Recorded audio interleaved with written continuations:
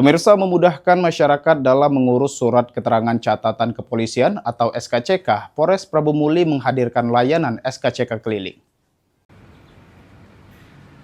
Polres Prabu Muli terus meningkatkan pelayanan publik melalui program SKCK keliling.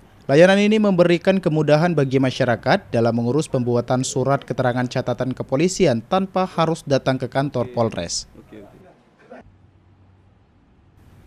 Kasat Intelkam Polres Prabu Muli, Ibtu Romi Afriyadi, mengatakan program ini juga bertujuan mengurangi antrean permohonan SKCK di Polres Prabu Muli.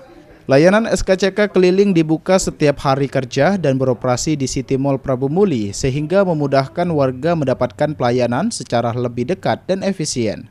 Masyarakat yang mendaftar di Polres melalui aplikasi, ketika ada penumpukan, jadi bisa memudahkan masyarakat bisa menuju ke SKCK keliling yang berada di City Mall.